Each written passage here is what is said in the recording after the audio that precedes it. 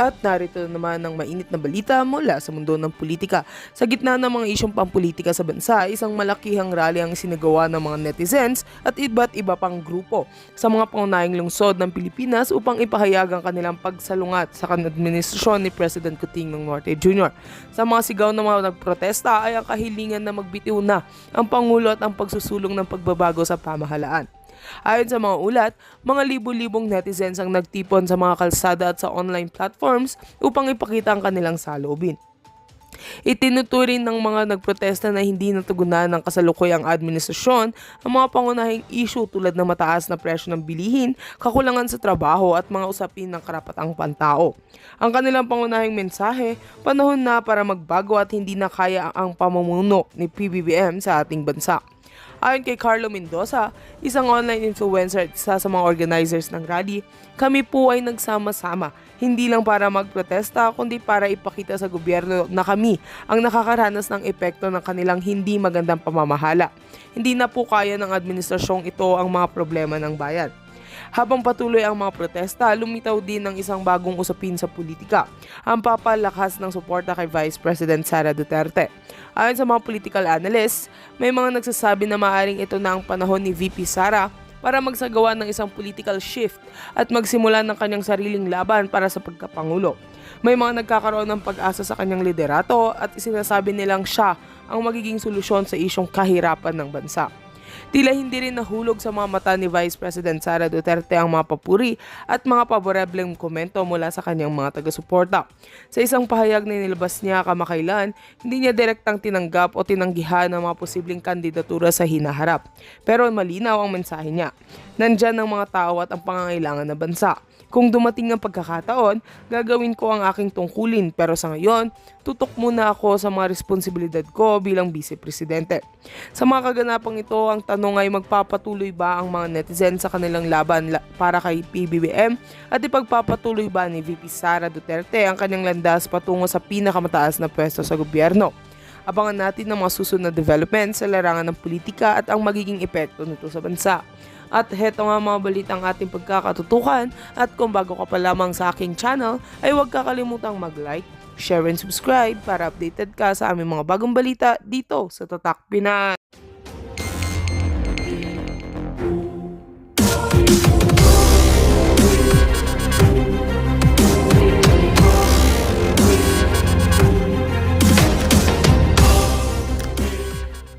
Gulong ng palad, gulong ng palad.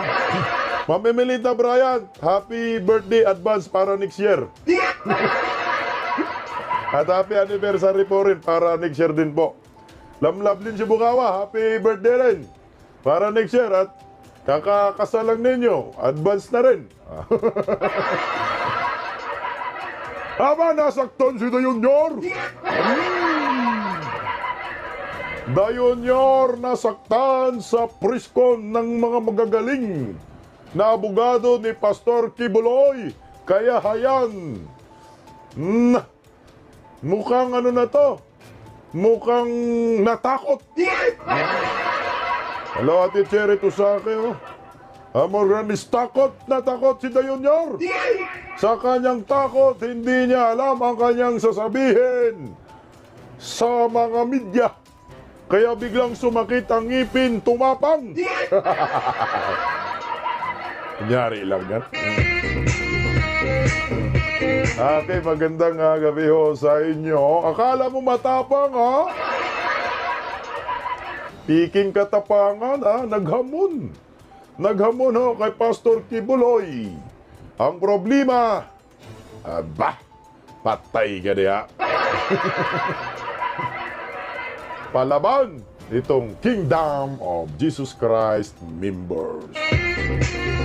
Alam mo, wala na sa hulog si Dayunyor talaga eh. Yor, nakakatakot na ho yung kanyang ano ba, yung kanyang paninindigan, no? Yung kanyang stand, yung kanyang pagiging presidente. Wala na ho talaga sa hulog, guys. Promise. Hindi na maganda ito.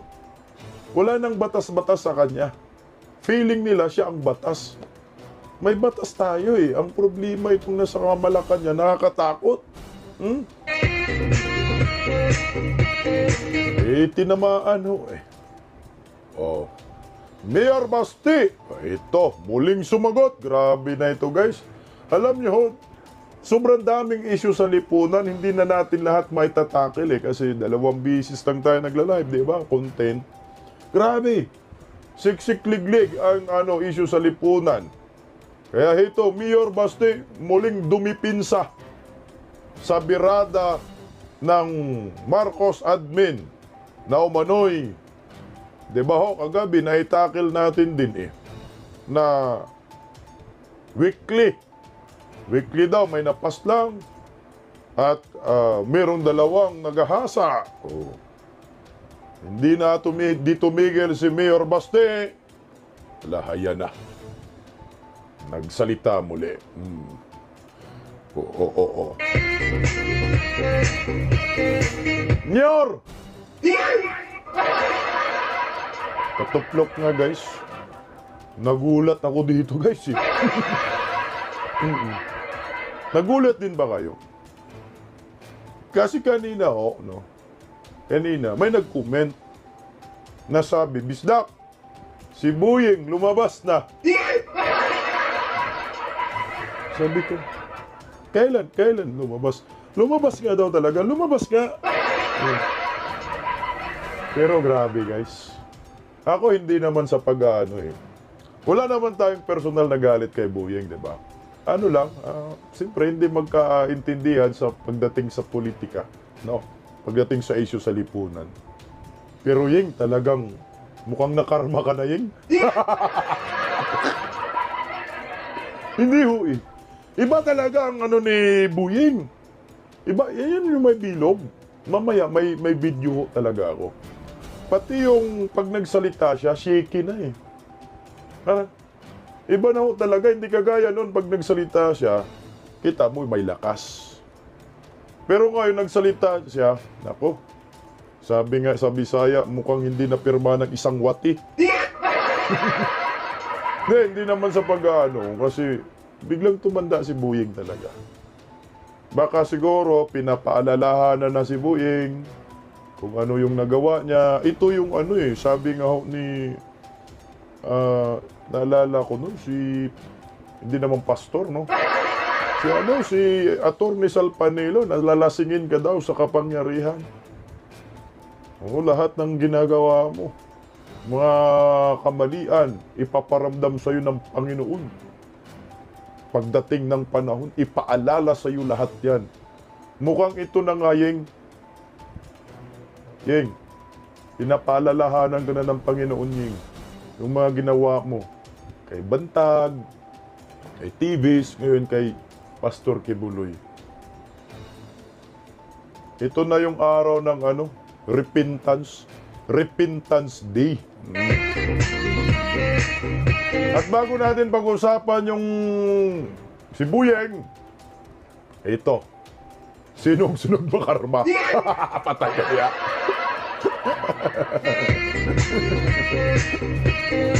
Aba ho, nilaglag ni Dayonyor ang kanyang asawa. Wala na kasi, corner na eh.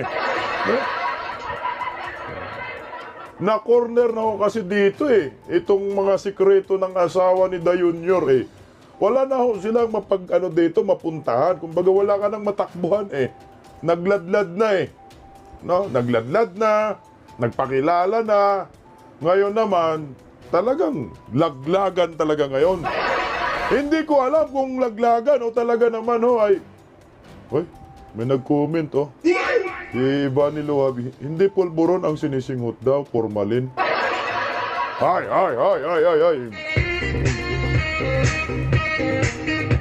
Di ba kamakailan na itakil natin ito si Kukak na inamin niya na malapit siya kay kay Bimbi at saka kay Jose, yung anak ni Philip Salvador at anak ni Jim Shap sa kay Chris Aquino. Pero ho, merong iba. Kinakantsawan nga ho natin tong mga dilawan eh. Mga pulawan. Sabi, di ba sinabi natin, putangin na, di ba kayo nasuka? No? Noong galit na galit kayo, yung pala, Kiso di Bula, sabi ni Yormis ko, totoo talaga eh. Sa ibabaw pula, sa ilalim dilaw. Di ba kayo nasuka?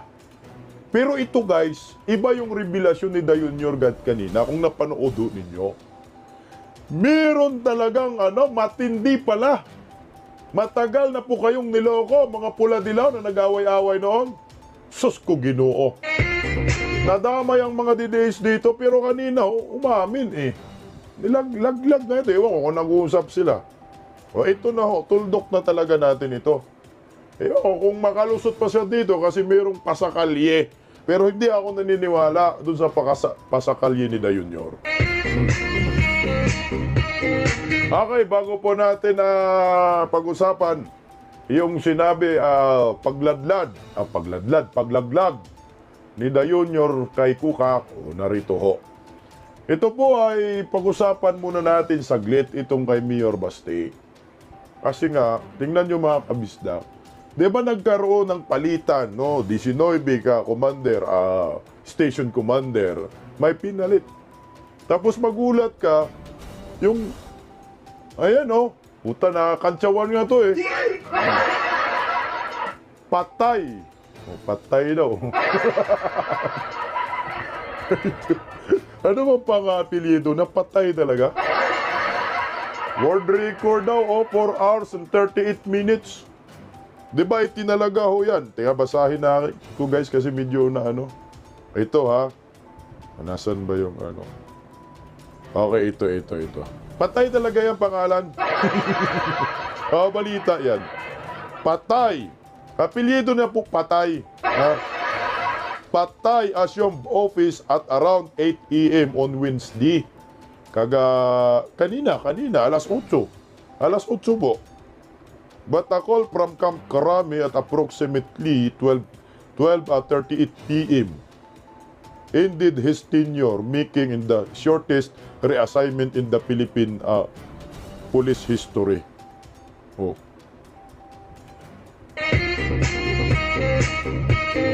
Tsaka na, di ba sa Davao to? Police station, police sa Davao. Ano bang, hindi man nakalagay dito kung anong niya? Anong ranggo niya? Saan siya na-assign? Basta na-assign po ito sa Davao, di ba yung palitan na commander ni Sinoybi, isa ito yata si Patay, dating pulis ng Davao. Dating pulis ng Davao, ni-reassign siya eh. Na-assign kanina, alas 8 ng umaga. Tapos tinanggal din, alas 12 ng tanghali. Gago. Si Patay po yan, si Patay. Grabe, ang tindi ng ginawa ng gobyernong ito. Patay siguro ang pag-pronounce service na. Patay talaga, patay. Hindi, ganyan talaga ang apelido na, patay talaga. Patay talaga kayo dyan. Sabi ni Andog, Lieutenant Colonel PNP yan, sir.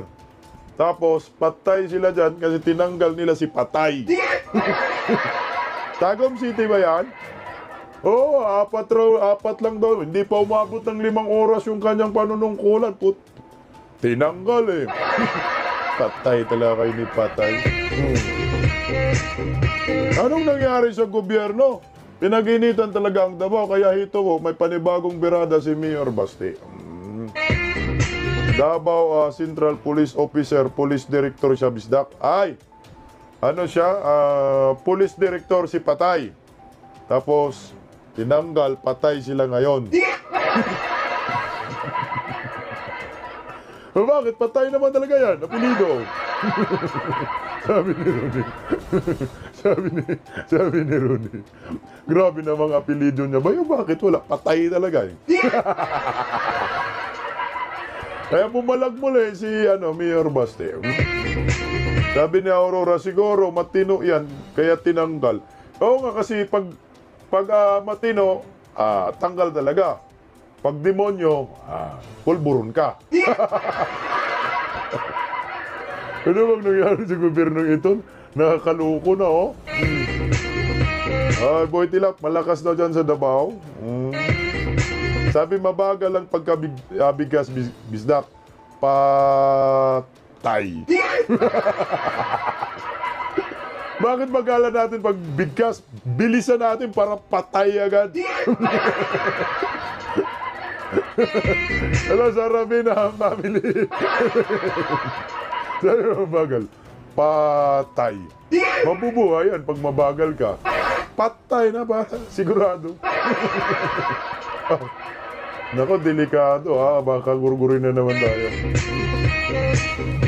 Sabi ni Mayor Baste, go to Numbyo. Take a screenshot of where we stand today in terms of safety. Ayan. Peace and order.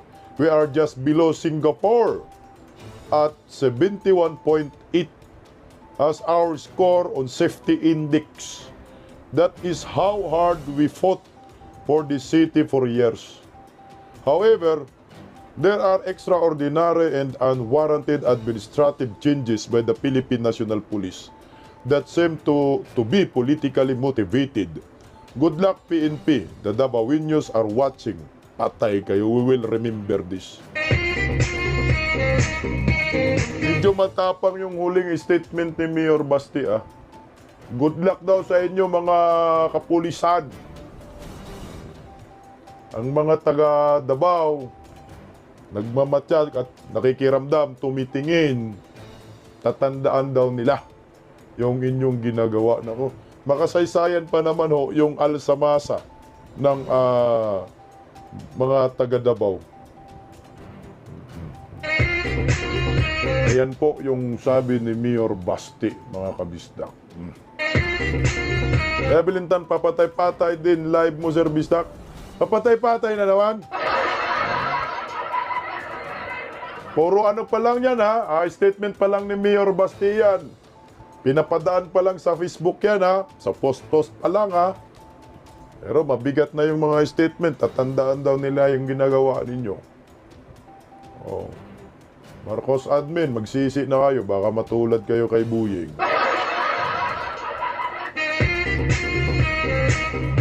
Kaya hito, nasaktan po itong si The Junior. Patuplok guys, patuplok, baka biglang mag-blackout tayo. Tuplok, pindot-pindot lang.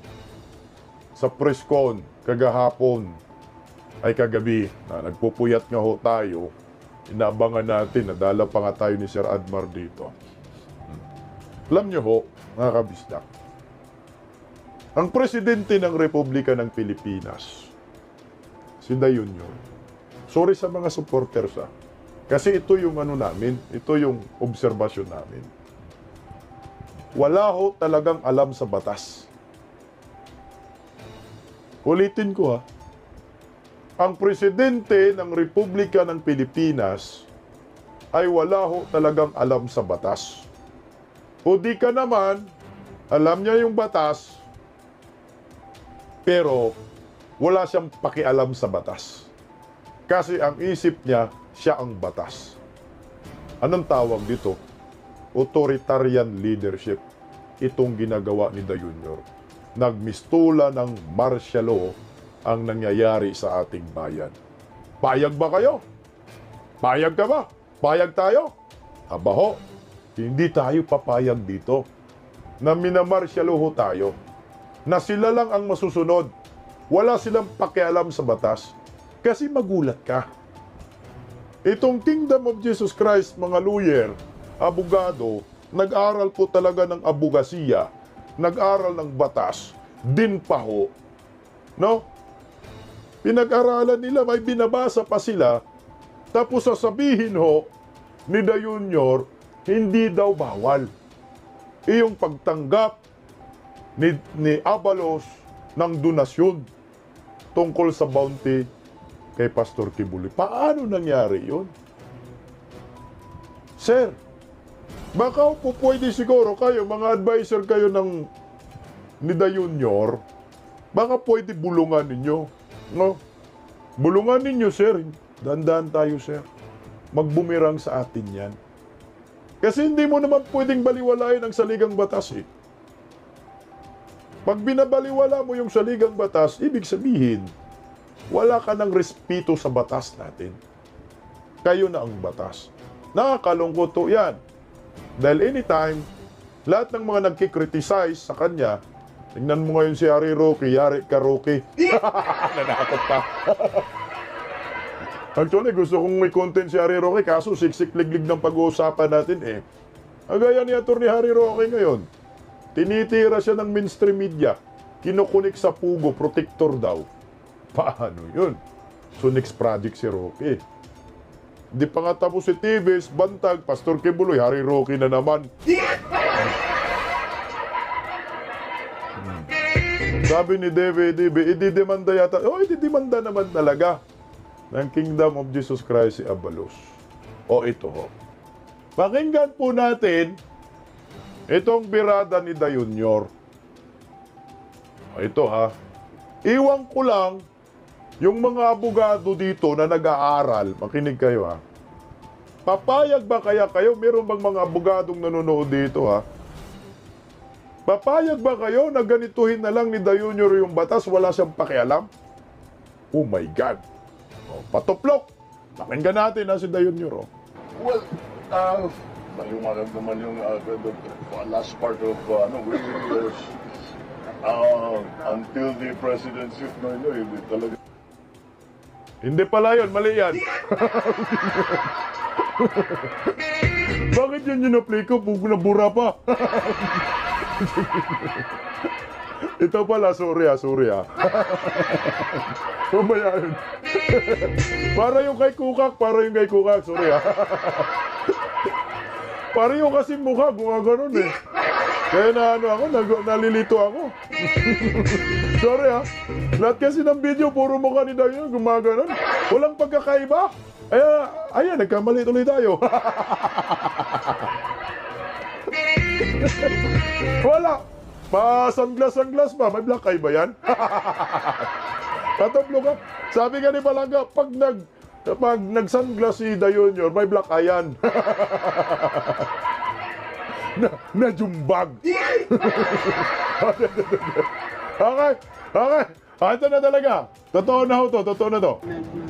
Donation from the private sources. Bakit hindi? But hindi government. Bakit hindi? They want to help us bring a fugitive to justice. You know, our Fugitive daw! Hindi daw bawal yung pagtanggap ng isang government official na si Abalos ng 10 milyon para umano kay bounty kay pastor. Ang gamit pa niyang fugitive. Paano ho nangyari yan, sir? Ala, patay tayo dito. Pati presidente, puganti na daw si Pastor Kibuloy. May motion for reconsideration. Hindi pa convicted. Ang pugante ho kasi, sir, tagalugin na lang natin, sir. Tumakas ba? No? Hinatulan, tapos tumakas. Puganti yun. Kinulong, tapos biglang lumayas. Nakapuga. Parang si Kataruha. Pugante ho talaga yun. Si pastor po kasi wala pa namang conviction eh. Meron pa naman yung presumption of innocence eh. Pero ang hirap sa gobyerno ito dito lang yata nauso yung hindi pa nahatulan, tinatawag ng puganti. Nauso lang sa Marcos admin. Nakakalungkot ho. Pwede sabi niya, pwede he is a fugitive. He is hiding from the law. Now, if there are private citizens who want to assist the government in that effort to bring him to justice, I do not see what is any. So he can question their motives as much as they want. Nako, presidente! Presidente yan ha? Hindi daw niya alam kung anong motibo daw ng maki-OJC sa pag-question. May batas kasi. Ang motibo doon po, sir, ay kini-question ng KOJC yung legalidad ng paglatag ng patong kay Pastor Kibuloy. Bounty. Inakitaan kayo ng butas. Huwag po ninyong itanggihan kasi magpapile ng kaso ang KOJC. Masama kaya tanyor pagkakulong nyor? Magpahal ng kaso, hindi man po pwedeng hayaan natin ito. Maliwanag po mali naman talaga yun, sir. May batas tayong sinusunod. Akala ko ba ang batas ay batas? batas ay mananagot sa batas, yung mga hindi sumusunod sa batas. Pero kayo, bakit anong nangyari sa inyo? Bakit ipagpumilit ho ninyo na yung ginagawa ni Abalos ay tama? Yan na ho tayo eh. Kinukonsinti ninyo yung mali. Itama nyo kung may alam kayo. Kung wala kayong alam, huwag kayong putak ng putak. Meron kayong abogado, di ba? Pagsalitain ninyo yung mga abogado ninyo. Oh. Ba't magpakita siya? I question his motives. Ang galing! O, Ate Chero Tusake, maraming salamat ho sa pakulay. Magpakita daw siya. Magpakita ka daw, Pastor. Bakit? Saan magpakita? Sa Junior? Ito pala yung frustrated. Mukhang si Da Junior yung frustrated, guys. Yung sabi ni Abalos. Yung kaibigan ko, frustrated na. Matapang sa pastor ha, kasi yung pastor, Biblia lang. Pero yung sinabihan mo na magpakita ka, yung sinabihan mong ano yung motibo mo, yung binabraso mo, Nyor, hindi mo ba alam, Nyor? Itinaas ka. No? Nung nakarang eleksyon, binugbog ka ng mga nasa harap ninyo na mga bayarang media.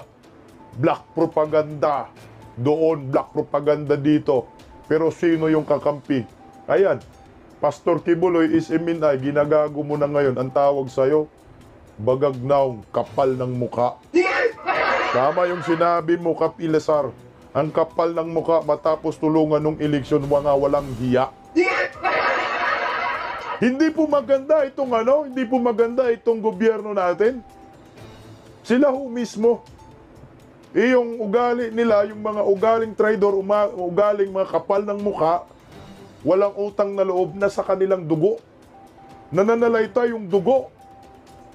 Kilala ba niya si Pastor? Yung sinasabi, magpakita ka, anong motibo mo, sumuko ka. Kilala mo yung sinabihan mo, sir? Diyos ko, sir, 6 na taon ka tulog ka sa Ilocos eh. Tinira ka ng black propaganda. Pero, sino lang ang nakatulong sa'yo is him in I. Ang hirap ng taong ito pakisamahan. Leo? Let me question his motive. Bakit lagi kaming kine-question? Sinusundan lang namin ang batas. Sundin din niya ang batas. Wow! No? Galing sa presidente yan, ha? Okay. Sige nga. Sabi niya, bakit kami ang lagi nilang kini-question?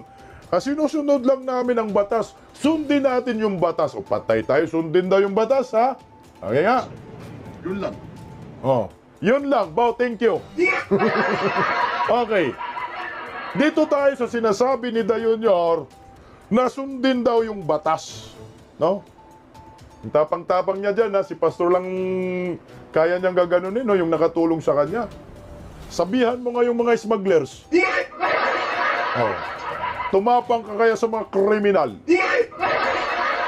Magtapang-tapangan ka kaya sa mga durugista. Magtapang-tapangan ka kaya sa mga kurakot, palakpakan ka namin. Di mo kaya, no?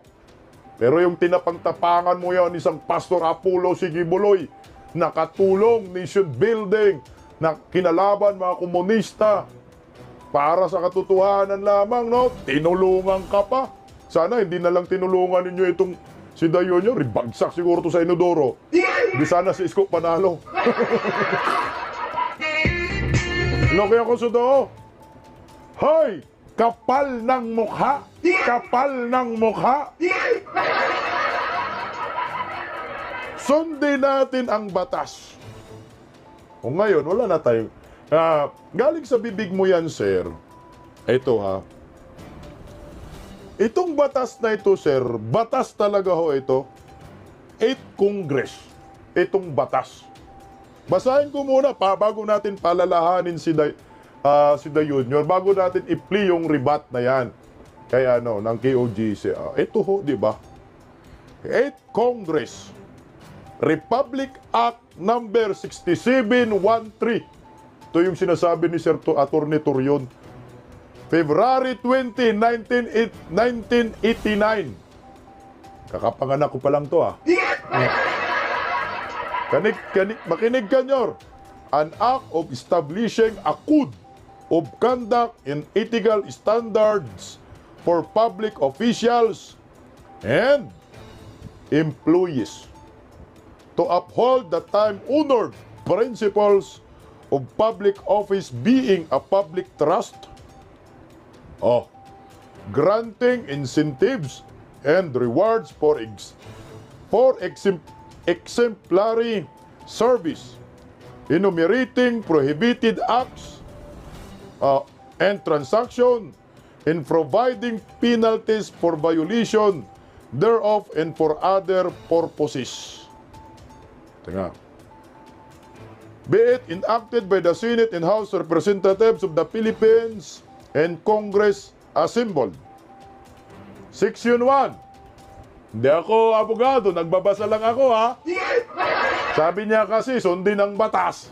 Sundin natin ang batas ha. This act shall be known as the Code of Conduct and Ethical Standards for Public Officials and Employees. Section 11. Okay.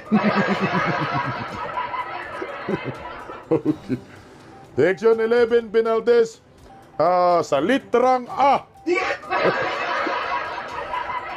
Letter A.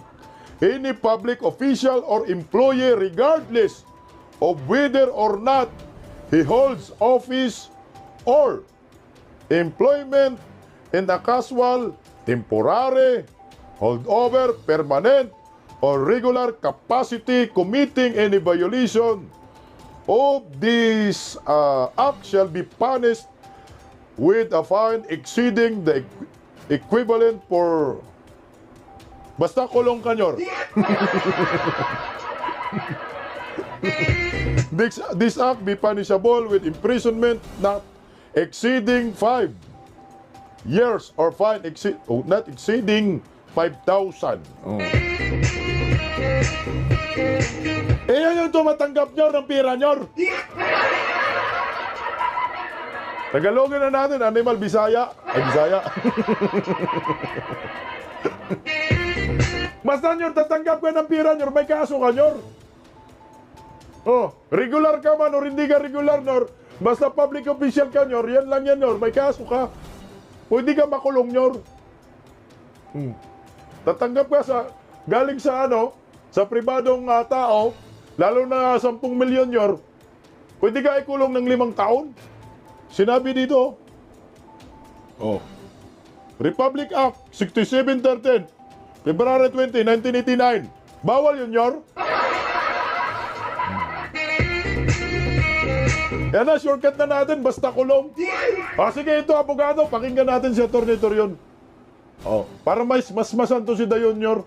Kaya nga po, instead na magpabuya sila ng 10 million pesos, etc., no, which may constitute a violation of Republic Act 6713, because if you will read 6713, Section 7, Paragraph D, solicitation or acceptance of gifts, public officials and employees shall not solicit or accept directly or indirectly any gift, gratuity, favor, entertainment, loan, or anything of monetary value from any person in the course of their official duties or in connection with any operation being regulated by or any transaction which may be affected by the functions of their office. Swak na swak po, Secretary Abalos. Parang, Nyor! Ano yan, Nyor? Abogado din na yan, Nyor. Ano? Batas tayo, batas? Patay ka niya, Nyor. Anong gagawin natin to, mga kabistak? Sinabi niya kasi, kailangan daw sumunod sa batas. Kung ano yung batas. O paano to, Nyor? Sabi kasi ni Dayon, Nyor, anong bawal-bawal dyan? Anong motibo nila? Ma'am Chissy Gauber, maraming salamat sa Super Pajikas. Sino paniwalaan natin? Itong abogado din na nag-aaral ng batas? Yung presidente walang alam sa batas. Kasi sabi niya, oo daw, pwede naman yan. Anong pakialam ninyo? Basta yung isang tao, tutulong. Anong problema doon? May problema nga. Bawal yan, Bawal kayo tumanggap ng pira galing sa pribado. Bakit nagbigay ng pera yon? 10 milyon. For what? Huwag kang wat-wat sa akin. Wat-wating kita dyan eh. Ito. Tuloy at turnitor yun. Parang swak na swak po. Baka hindi lang naka-research siguro. Section 7D of Republic Act 6713. You may be motivated in good faith in whatever you are doing, but that is a violation of the law. Para walang basahin na lang talaga natin yung batas. Baka sasabihin na gawa lang natin. 6713 Section 11. Tingnan natin. Ang nakasabi po dito, penalties sa last sentence. Violations of Section 7, 8, or 9 of this act shall be punishable with imprisonment not exceeding 5 years. Not exceeding 5 years. Or a fine not exceeding 5,000 pesos or both. And in the discretion of the court of competent jurisdiction, disqualification to hold public office. Tapos paragraph B nakasabi, any violation hereof proven in a proper administrative proceeding shall be sufficient cause for removal or dismissal of a public official or employee even if no criminal prosecution is instituted against him. Tanggal Automatic po. tanggal ha? Tanggal po siya, boss. Oo. Tapos, meron pa. C. Private individuals, yung nagbigay. Yung si friend. Oo, yung friend who participate in conspiracy as co-principals, accomplices, or accessories with public officials or employees in violation of this act shall be subject to the same penal liabilities as the public officials or employees and shall be tried jointly with them. So, kasali sila. Parehong penalty ha? Pareho sila po ng penalty. Pagkulong-kulong. Ito na tayo, Nyor. Di ba sabi ni Dayon Nyor, sundin ang batas. So ngayon, sundin natin yung batas. Sipain mo na si Abalos, tanggalin mo na siya sa pagiging DILG Secretary kasi maliwanag.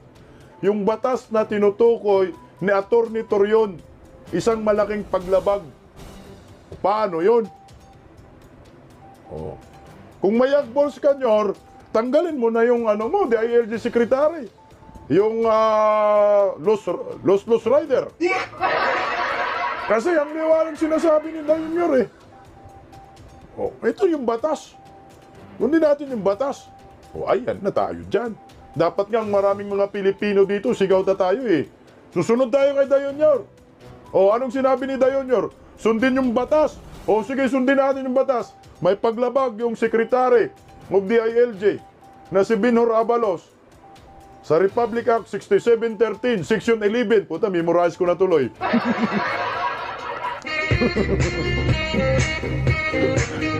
Atty. Torion, memorize ko na yung batas mo, ha? Na ipinagbabawal tumanggap ng kahit anumang kwarta galing sa mga pribadong individual. Ang lahat ng mga opisyal ng gobyerno, regular ka man, permanente ka man, or casual ka man, yan ay pinagbabawal. Pag tumanggap ka, pwede kang makulong ng 5 taon at magmulta kasama yung nagbigay ng pera. Paano yun? Republic Act 6713 of 1989. Paano yun, ma'am, sir? Kayong mga supporters ni Dayon Nyor, ikulong na natin si Abalos. Total, batas naman kasi ang batas. Ikulong na natin yan. Hindi na kailangan ng ebidensya. Sinabi naman ni Abalos na talagang BFF niya nagbigay dahil frustrated. Nagkamali kayo. Paano yon? Paano yon? Kayaan na lang natin na lumabag sila sa batas, sa ligang batas. Okay na lang tayo kasi sinabi ni Dayon Nyor. Ano ba motibo ninyo? Sumuko kayo, magpakita kayo. Anong bawal-bawal? Anong problema doon sa isang individual daw na magtulong sa gobyerno para daw maghanap ng isang tao? Wala naman kasi problema, sir eh. Kung maghahanap lang, nagbibigay ng pira nga kwarta. Anong purpose siya? Bakit siya nagbigay ng pira? Anong kapalit? Yan yung tanong dyan, sir. Tanong natin kay MC. Kaya ito, sir, ito yung raceback ng KOJC, pakinggan natin itong galit na gustong manakit. Kilala na si Ina Mortel. Gusto ko yung birada niya. Nang mahimasmasang ka, Da Junior, makinig ka dito, Da Junior. Baka nakalimutan mo yung ginawa ng SMNI. This is the time na maalala mo, sana matapilo ka ng maalala mo, Pastor Kibuloy pala nakatulong sa akin. Ito, pakinggan po natin si Miss Ana, Real Talk ito. Una sa lahat, kung meron pong isang magandang bagay po no, na nakikita nating maganda rito, ay yun ay nakikita natin anong klaseng gobyerno po ang nagpapatakbo sa ating bayan. Obsessed po sila kay Pastor. Si Pastor po ba ang threat sa ating bansa? Saan banda po? Yung po yung laging iniisip natin, threat saan? Alam niyo saan po threat si Pastor? Sa mga demonyo. Sa mga masasamang loob gustong sumira sa ating bayan. Nako! Saan ba daw banta si Pastor? Di man talaga banta si Pastor sa maraming Pilipino? Sa demonyo daw!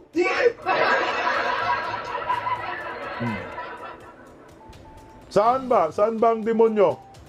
Demonyong palaka? Demonyong buwaya? O demonyong kuting ng norte? O demonyong ahas sa Malacanang?